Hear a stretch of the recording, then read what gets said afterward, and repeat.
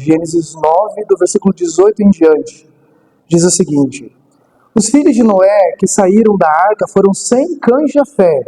Cã é o pai de Canaã. Esses foram os 3 filhos de Noé. A partir deles, toda a terra foi povoada. Amém? Na semana passada, a gente meditou nesse trecho do versículo 18 ao 29, e nós falamos sobre um tropeço no recomeço. Noé e a sua família estavam diante de um momento delicado. Todos aqueles que eles haviam conhecido foram sepultados pela lama do dilúvio. Só estava agora a sua família sobre a face da terra e os animais que eles haviam preservado. Agora eles estavam diante de um recomeço, uma nova chance que Deus havia dado para a humanidade. Mas então nós vimos que Noé, digamos assim, tropeçou numa vinha e veio a embriagar-se. Ele, que era o patriarca, o profeta de Deus, o sacerdote da sua casa, e naquele momento de toda a humanidade, ele acaba numa situação terrivelmente humilhante. Noé foi encontrado bêbado, nu, dentro da sua tenda pelo seu próprio filho caçula. Vimos que os tropeços são resultados de um andar desatento. Quando a gente vai vivendo a vida sem muita atenção, a gente tropeça e cai. Vimos também que esses tropeços causam quedas e ferimentos. E muitas vezes os nossos tropeços fazem com que a gente leve alguém para o chão junto com a gente. E isso foi o que aconteceu na história da família de Noé. Nessa história também aprendemos que Deus não escolheu Noé porque ele era perfeito. Mas, embora Deus tenha pessoalmente elogiado Noé, falado coisas maravilhosas sobre o caráter e a conduta dele no meio de uma geração má e perversa, ele não era alguém perfeito. E assim aprendemos que Deus não esconde a falha dos seus servos, mesmo aqueles que são os mais importantes, aqueles que têm as missões ou a missão que Deus deu mais importante. Deus não esconde a falha. E quando Deus revela a falha dos seus servos, a gente aprende sobre a graça, sobre o favor do Senhor. Vimos que talvez aquele texto ensine para algumas pessoas que elas estão sendo dominadas pela bebida. A bebida faz elas tropeçarem, cair, elas se machucam. E talvez elas derrubem outras pessoas, talvez até a própria família caia junto com aqueles que são escravos da bebida. Como aconteceu no caso do filho de Noé, Cã, porque Noé andou de maneira descuidada. Talvez o problema não seja a bebida, mas seja outro vício que domina você.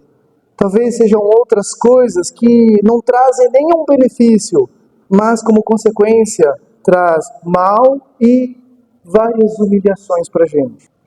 Talvez o texto tenha a ver com pessoas que, ao invés de ajudar os outros a lidar com o problema dos pecados, elas tornem esses problemas, esses pecados, um espetáculo público e expõem ainda mais a humilhação dos outros. E aí a gente pode ver onde que a gente se encaixa. E talvez você se encaixe até em outra coisa.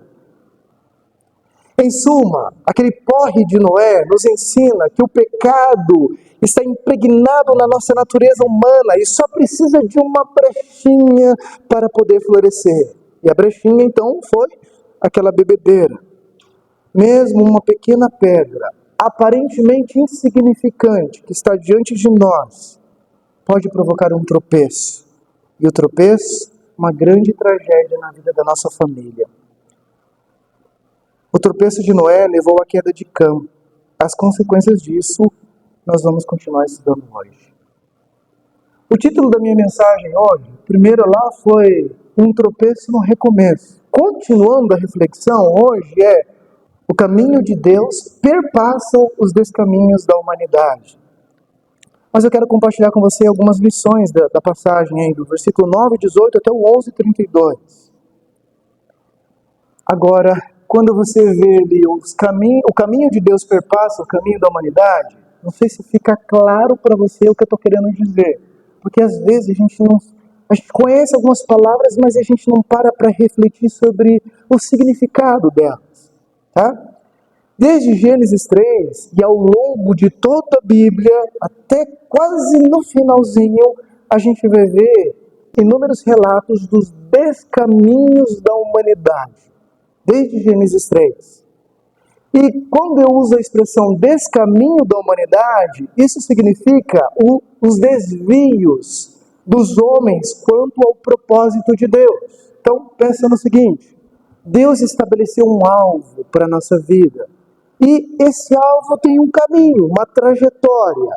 Quando eu digo descaminhos da humanidade, significa que eles se desviaram desse propósito, se desviaram desse caminho. Quando a gente, na classe de batismo, geralmente a gente busca definir algumas coisas assim fundamentais da nossa fé, daquilo que a gente crê, a gente procura definir pecado. Uma das definições do pecado é a mais simples e elementar de todas: errar o alvo. É se desencaminhar. Tá? Isso é uma resposta simples e objetiva. Pecar é errar o alvo. Deus desenhou um caminho, mas todos nós desviamos desse alvo. Como diz lá em Efésios 2:3, nós nos desviamos seguindo as vontades da nossa carne e satisfazendo os seus desejos e pensamentos. Então, ao invés de escutar o que Deus quer para mim, eu escuto o que a minha carne quer. E a minha carne, então, aponta uma direção diferente. E eu me desvio, me desencaminho, eu erro o alvo. O que Deus planejou quanto ao nosso relacionamento com Ele, o que Ele planejou em relação ao relacionamento do William com a Lu, da Lu com o William, do homem com a mulher e a mulher com seu marido, do pai com o filho com o pai, e por aí afora, entre tantas outras coisas, o que Deus planejou, a gente ouvindo a nossa carne, foi para uma direção diferente. Erramos o alvo, nos desencaminhamos. E aí a Bíblia vai falar de tantos desvios que a gente vai encontrar na Bíblia, e tantos recomeços, que a gente fica admirado com a paciência que Deus tem. Um dos atributos de Deus que a gente vai encontrar na Bíblia é uma palavra que a gente não usa muito, mas é longanimidade. A gente já viu que a paciência de Deus tem limite, não vimos? Mas Ele é longânimo, significa que o ânimo de Deus, a disposição em lidar com a gente, em nos levantar, nos limpar, e levantar de novo, nos limpar, e empurrar, e arrastar, e lidar com a nossa vida é longa. Essa disposição é longa, tem um limite, mas é extraordinariamente longa. Então grava aí, querido. Descaminhos da humanidade são os seus desvios em relação aos propósitos de Deus. E agora a gente vai ver alguns desses descaminhos. Eu, na verdade, coloquei só 2 aqui, tá? Para resumir bem. 2 exemplos de descaminhos da humanidade, quais são as consequências deles. O primeiro é o descaminho de Cam, filho de Noé. Como eu já disse, o problema de Cam foi transformar a humilhação do seu pai, que era estar nu, era uma coisa terrível. A gente viu alguns exemplos bíblicos e eu dei algumas outras ilustrações de como que a nudez é humilhante. E o filho caçula encontra o pai lá humilhado dentro da tenda, nu. E ao invés dele ir lá e dar um jeito naquela situação, ele sai e transforma aquilo num espetáculo público. E ele conta para os seus irmãos, provavelmente, com uma gargalhada, zombando do próprio pai. E isso, gente, revela muito do caráter de Cam, o desinteresse, a falta de percepção daquilo que é importante, daquilo que é relevante, daquilo que deveria ser preservado. Ele não tinha noção nenhuma disso. Ele não se preocupou com a honra do seu pai. Isso foi uma falha de caráter. Ele não se preocupou em perceber que a nudez como humilhação é uma afronta, é um resultado do próprio pecado em si. E isso fica muito mais explícito quando a gente compara a atitude de Cam com a atitude dos seus irmãos. Veja lá, versículo 22 e 23. Cã, pai de Canaã, viu a nudez do pai e foi contar aos 2 irmãos que estavam do lado de fora da tenda. Mas Sem e Jafé pegaram a capa, levantaram-na sobre os ombros e, andando de costas, para não verem a nudez do pai, cobriram-no. E a gente consegue ver a atitude de um e a atitude dos outros 2. Você já viu aquela situação onde você tem aquela atitude bem falta de noção? A gente fala assim, faltou semancol na pessoa, né? E aí você faz uma brincadeira, ou você tem uma atitude errada, e alguém do seu lado faz o que é certo. E a gente fica morrendo de vergonha, porque a gente pensa assim, eu que devia ter feito aquilo, né? Sei lá, de repente você está fazendo uma brincadeira, ou falando mal de alguém, a outra pessoa chega e defende o outro, é o que você deveria fazer. Aí, meu Deus, que vergonha. Eu já tive situações assim, né? Eu imagino que a gente já passou por momentos assim. O resultado, queridos, da atitude de Cã foi, sabe o quê? Maldição. Maldição não sobre ele, maldição sobre a descendência dele. E já os seus irmãos, Sem e Jafé, foram abençoados. Está lá nos versículos seguintes, versículo 24. Quando Noé acordou do efeito do vinho e descobriu que o seu filho caçula lhe havia feito, disse: maldito seja Canaã, escravo de escravo será para seus irmãos. E disse ainda: bendito seja o Senhor Deus de Sem, e seja Canaã seu escravo. Amplie Deus o território de Jafé, habite ele nas tendas de Sem, e seja Canaã seu escravo. Uma atitude teve como resultado bênção, a outra, como consequência, maldição. Isso mostra pra gente uma coisa: acertar o alvo produz bênçãos na nossa vida. Acertar o alvo produz bênçãos na nossa vida. Errar o alvo atrai maldição sobre a nossa vida. Eu não sei quem leu, se não ficou curioso, porque quem foi que cometeu o pecado? Foi Cã. Quem é amaldiçoado? Foi Canaã, que foi amaldiçoado. Aí minha pergunta é a seguinte, por que um comete o pecado, mas o outro é que vai sofrer as consequências, o filho dele? Refletindo sobre isso, eu encontrei aqui 3 possibilidades, ou 3 motivos, na verdade. O primeiro eu vou chamar aqui de motivo imediato. Cã, o que pecou, já havia sido abençoado por Deus. E quando o Eterno abençoa alguém, quando Deus abençoa alguém, não tem como amaldiçoar. Deus pode amaldiçoar, mas ninguém mais pode. Tá? Agora olha que interessante, lá no capítulo 9, versículo 1. Quando eles saíram da arca, diz assim: Deus abençoou Noé e seus filhos, dizendo: sejam férteis e multipliquem-se e encham a terra. Então, Cã já havia sido abençoado. Portanto, agora maldição vai cair sobre o filho dele, sobre a descendência. E é muito interessante a gente perceber que na Bíblia, quando alguém é abençoado, a bênção também vai para a sua descendência.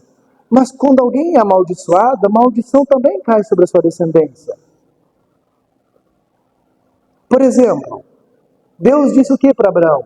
Que Deus ia dar a ele a terra de Canaã.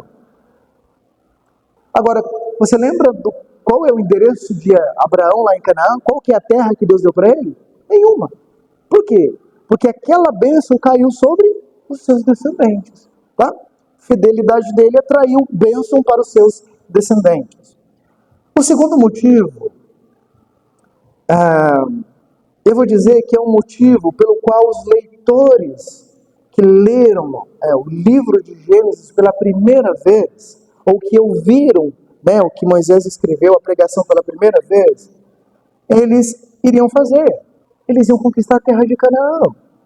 Então, é uma forma de Moisés que está escrevendo essa história, dizendo assim: vocês estão conquistando essa terra porque ela faz parte de uma maldição que o ascendente, acho que é assim que fala, desses homens que vivem aqui, sofreram, eles estão debaixo de uma maldição, e agora chegou a hora de cumprir a maldição de Deus. Gente, demorou séculos, mas agora chegou.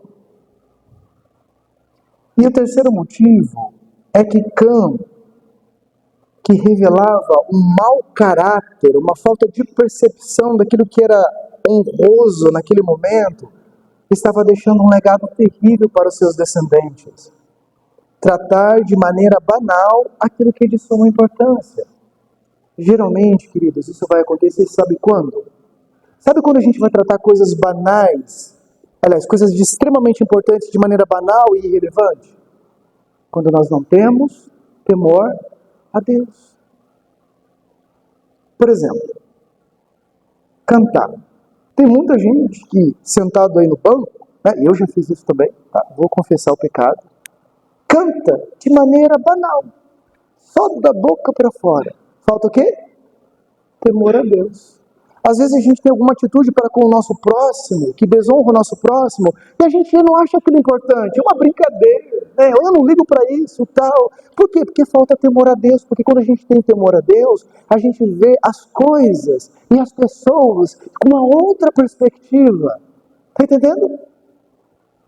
Cã está deixando esse legado de que ele não tem essa percepção sobre aquilo que é importante, porque lhe falta o temor a Deus. E esse legado vai ser imitado pela sua geração e depois pelos seus descendentes. Agora, o que eu achei curioso aqui é que, embora ele tivesse visto o juízo de Deus sobre os descaminhos da humanidade até o tempo dele, né? Embora ele viu o dilúvio vir e Deus mostrou que a paciência tinha limite e todo aquele povo foi soterrado, ele viu tudo isso, ele viu o juízo de Deus diante dos olhos dele. Mesmo assim, ele deixa uma influência sobre os seus filhos, cujos caminhos vão para bem longe do caminho de Deus. Eles se desencaminham. Muitos séculos mais tarde, a chegada da descendência de Sem, né? Daqui para frente ele vai falar sobre descendência de cada um dos filhos. A descendência de Sem vai chegar na terra de Canaã e vai trazer consigo o juízo de Deus sobre a descendência de Cã, que se desencaminhou cada vez mais no curso da história, com o passar dos anos. Então eles foram indo cada vez para mais longe de Deus, cada vez para mais longe de Deus, cada vez para mais longe de Deus, no caminho de Deus, até que chegou um momento em que vem a descendência de Sem para punir aquele povo, para trazer o juízo. Você sabe como Deus vai falar? Que palavra que Deus vai usar para falar das atitudes, das práticas, da religião, da cultura dos cananeus, descendentes de Canaã? Você sabe qual é a palavra que Deus vai usar? Repugnante. Deus olhava do céu, via os descendentes de Cã e dizia: repugnante aquilo que eles estão fazendo. Olha só o que diz lá em Hebreus 12:31. E Deus está fazendo uma advertência ao povo de Israel. E olha o que ele fala. É Deuteronômio 12:31. Não adorem ao Senhor, o seu Deus, como fazem essas nações, os cananeus. Porque ao adorarem os seus deuses, eles fazem todo tipo de coisas repugnantes que o Senhor odeia. E ele vai dar um exemplo. Como queimar os próprios filhos e filhas no fogo em sacrifício aos seus deuses. Olha que ponto que a descendência de Cã chegou.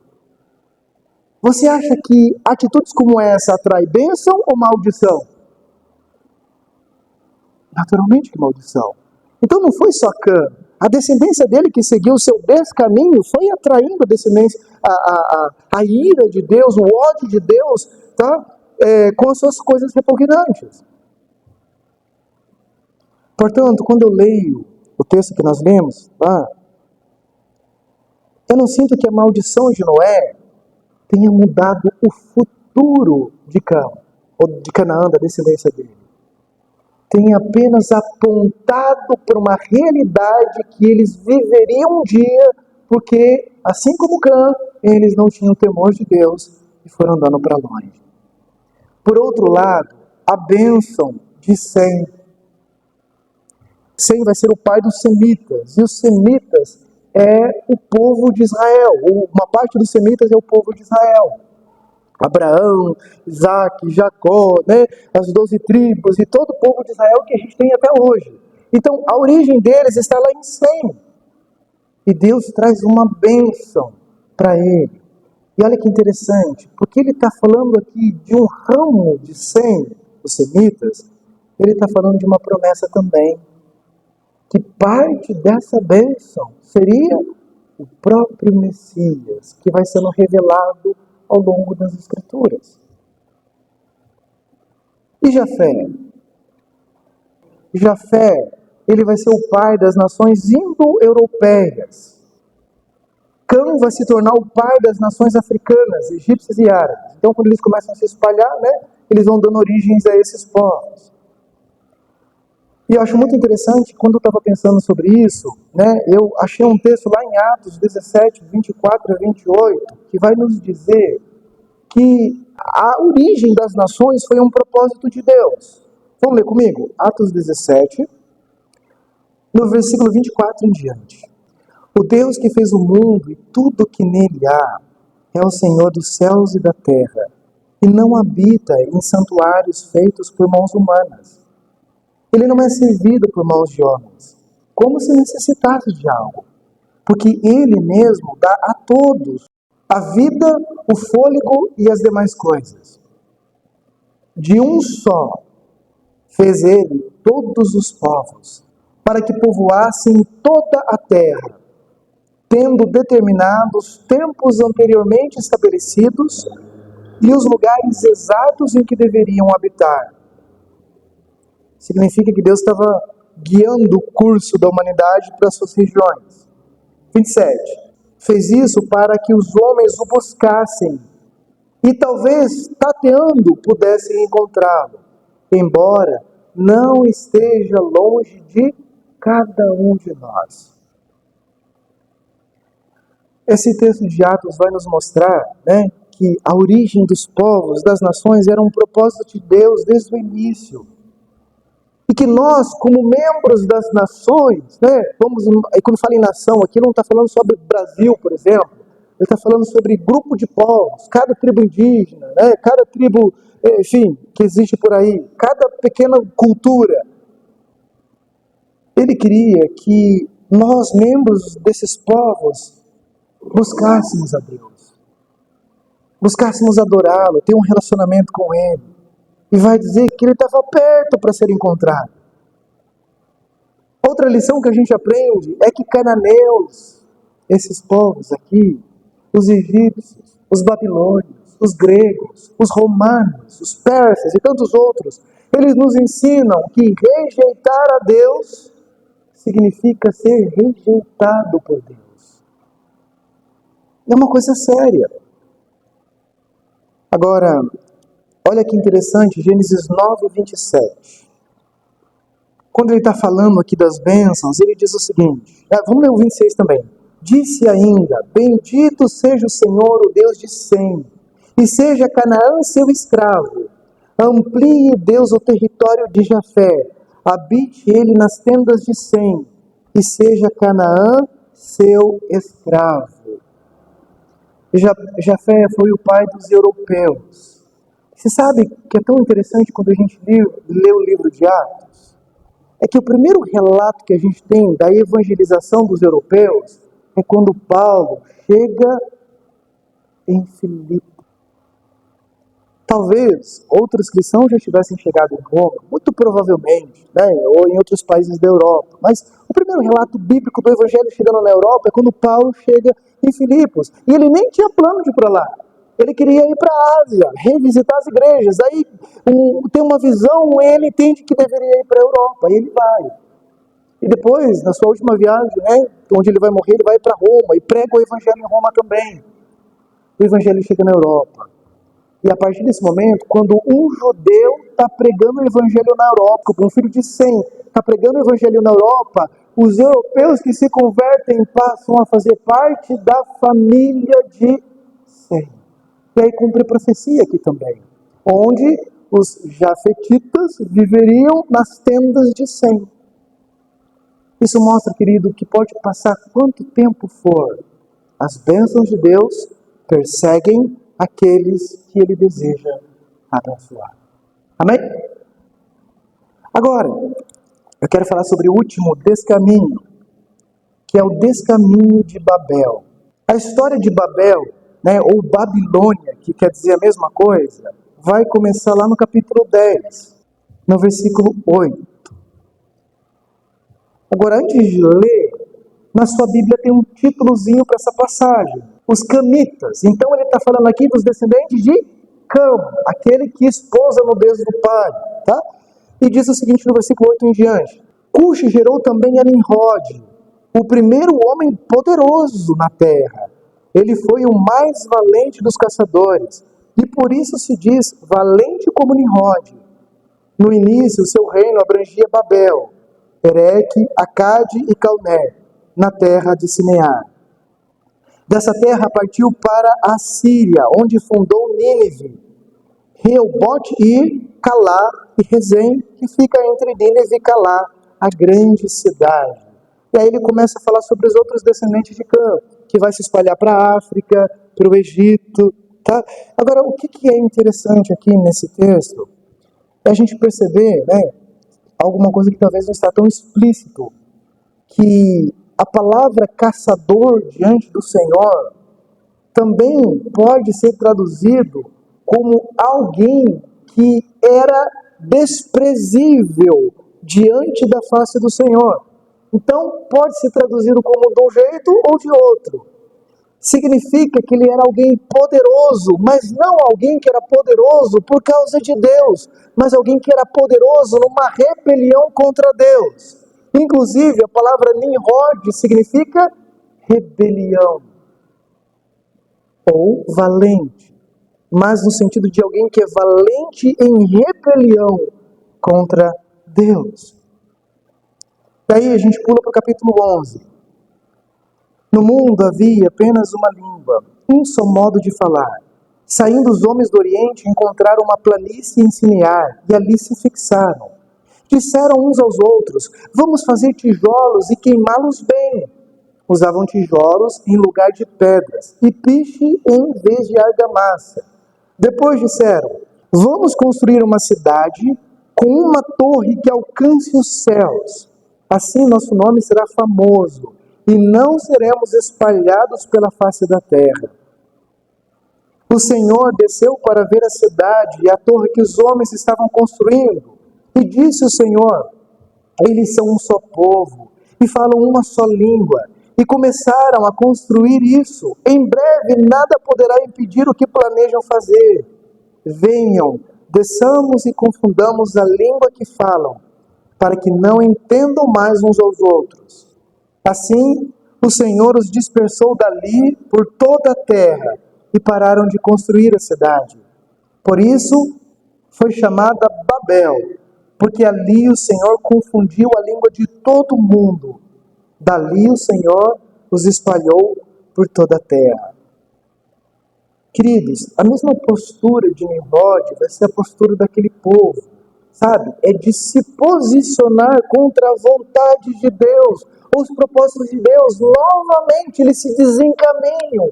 Deus tem um alvo, um projeto para a humanidade, mas eles querem fazer de maneira diferente. Eles estão violando a ordem de Deus de se espalhar por toda a terra. Uma rebelião na religião deles também vai se instalar aqui. Eu não sei se você sabe, já ouviu falar sobre o zodíaco? Esse negócio de signo, essas coisas todas, Adoração aos astros. Isso teve origem lá em Babel.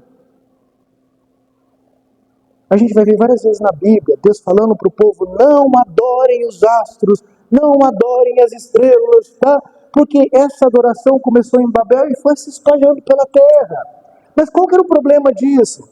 Construir uma torre que chegava até o céu era uma forma de dizer, nós podemos manipular Deus, ou nós podemos substituir Deus pelos deuses que a gente considera. Era uma religião que buscava substituir o Senhor, ou controlar Deus. E foi aí que começou.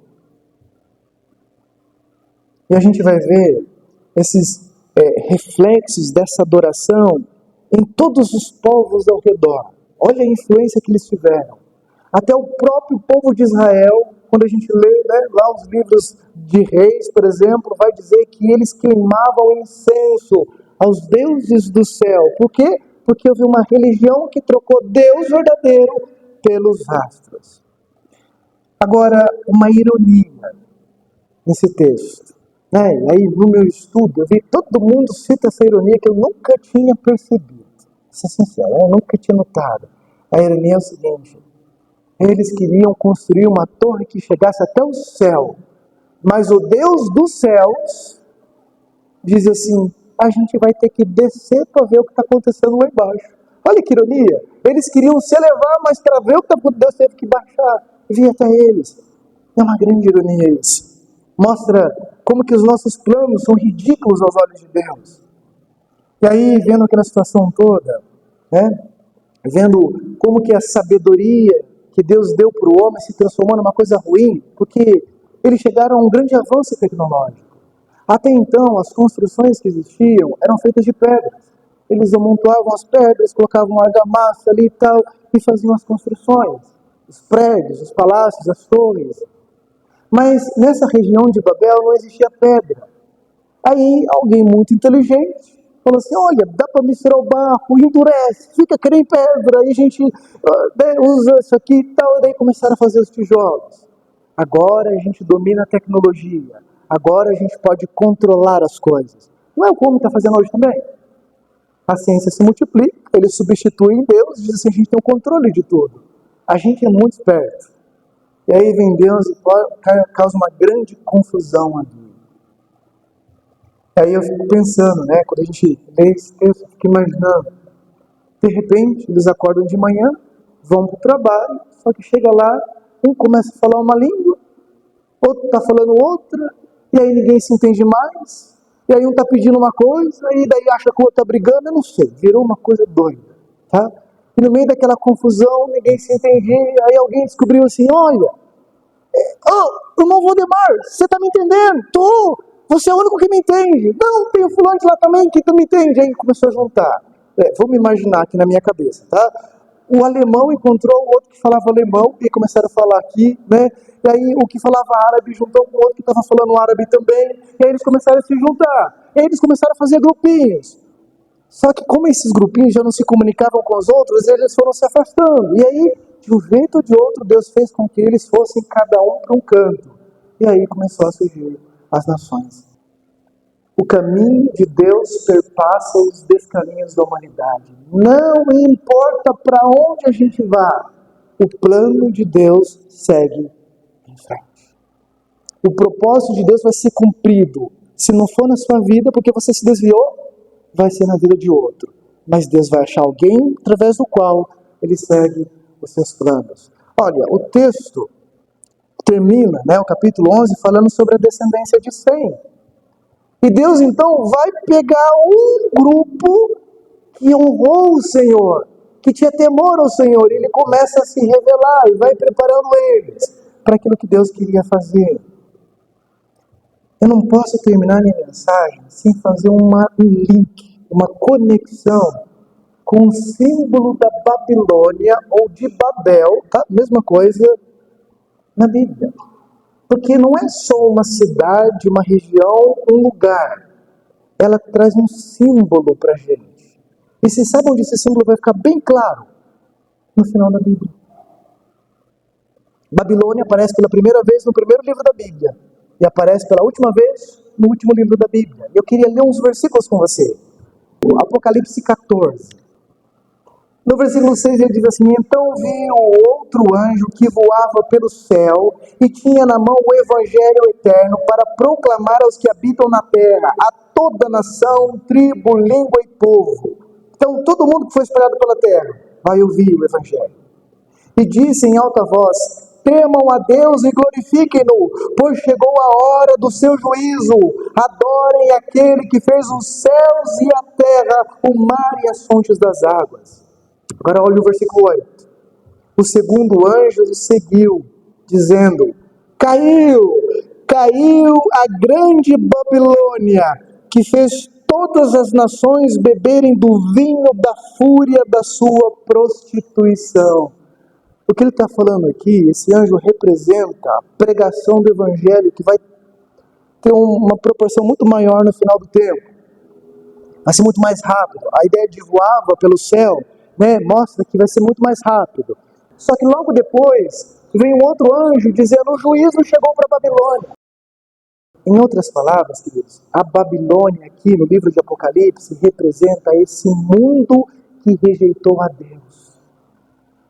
A Babilônia representa aqueles que criaram um tipo de religião que não considera Deus, que abandonou Deus e o trocou pela ciência, que o trocou pela tecnologia, que o trocou por qualquer outra coisa e rejeitou a Deus. Então o evangelho vai ser pregado, mas logo depois vem o juízo, e o anjo vai dizer: caiu, o mundo caiu, a Babilônia caiu, aqueles que rejeitaram a Deus caiu, o juízo chegou.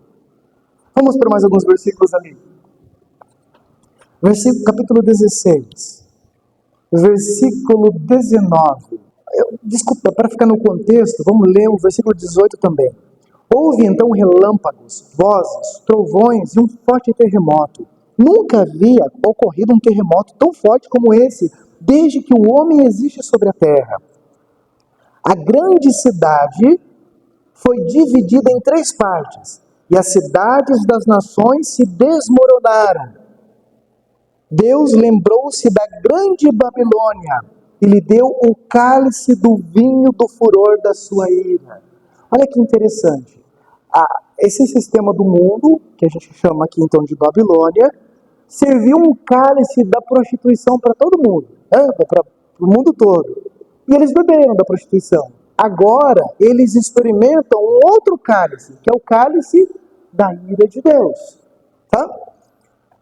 Agora, capítulo 17, versículo 5. Em sua testa havia esta inscrição: Mistério, Babilônia, a grande, a mãe das prostitutas e das práticas, olha aqui de novo a palavra, repugnantes da terra.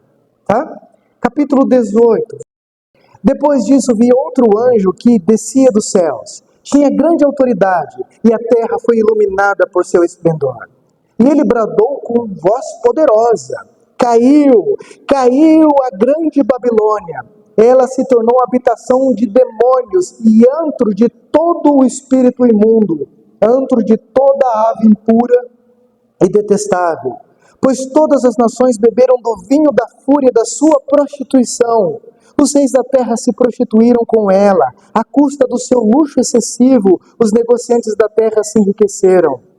Então ouvi outra voz do céu que dizia: saiam dela, vocês, povo meu, para que vocês não participem dos seus pecados, para que as pragas que vão cair sobre ela não os atinjam. Pois os pecados da Babilônia acumularam-se até o céu, e Deus se lembrou dos seus crimes. Retribua-lhe na mesma moeda, pague-lhe em dobro pelo que fez. O versículo 10. Amedrontados por causa do tormento dela, ficarão de longe e gritarão: ai, a grande cidade, Babilônia, cidade poderosa, em apenas 1 hora chegou a sua condenação. E versículo 21 para finalizar.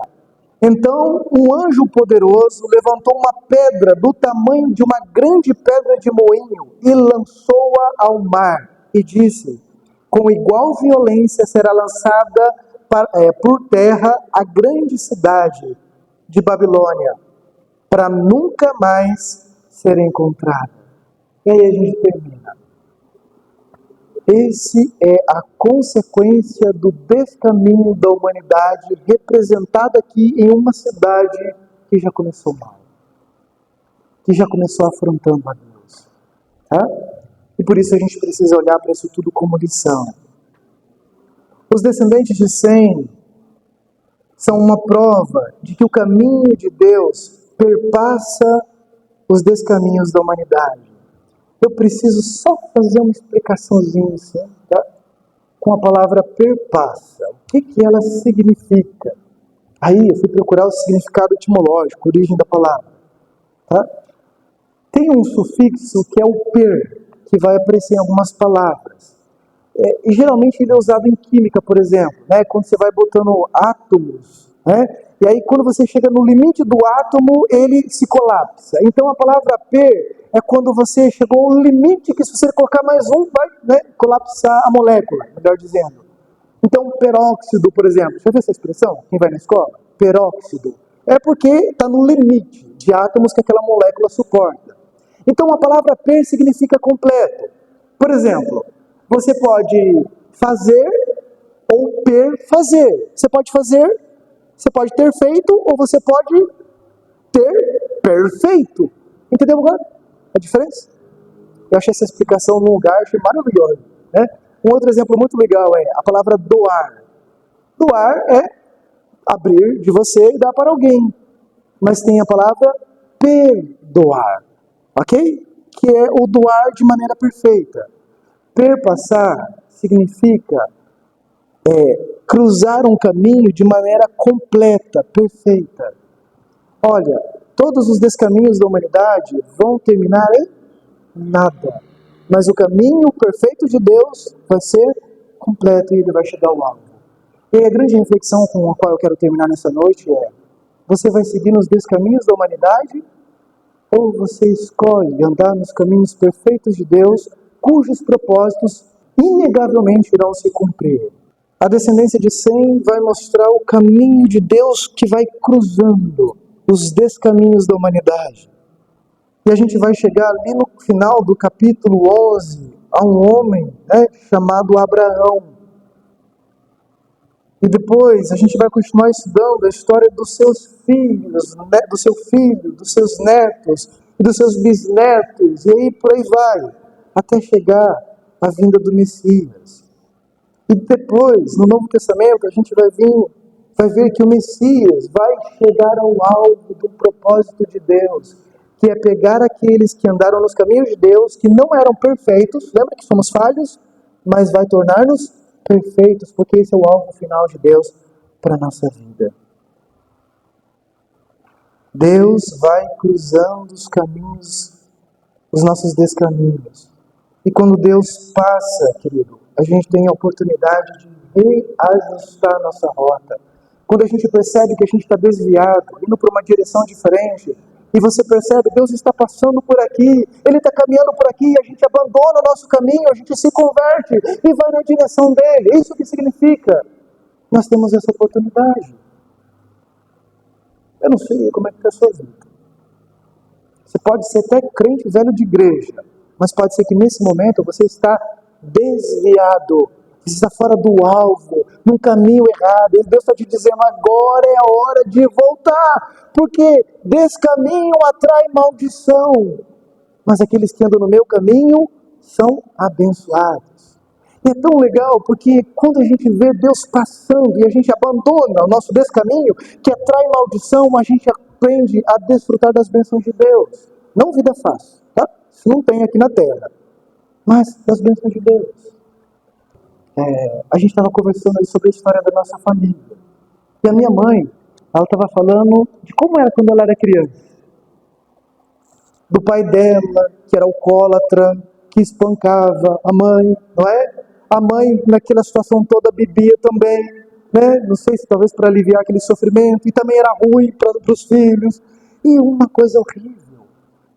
E a gente chegou a uma conclusão: como é bom quando Deus se aproxima, e a gente sabe que Ele está perto, e a gente diz, eu estou no caminho errado, eu vou voltar para Ele. E aí Ele começa a botar ordem na nossa vida. Aí, aquele vô, né, meu vô, pai da minha mãe, agressivo, que batia na mulher, se converte. E a mãe disse assim, eu fui no Mato Grosso, e era tão bonitinho ele, já idoso, tá indo para a igreja com um burnout. Quem sabe o que é burnout? Um saquinho de pano, com a Bíblia dentro. Né? A minha mãe conta que a minha avó cantava no coral das mulheres, do círculo de oração. E ela não sabia ler, mas ela tinha a pastinha dela ali. Né?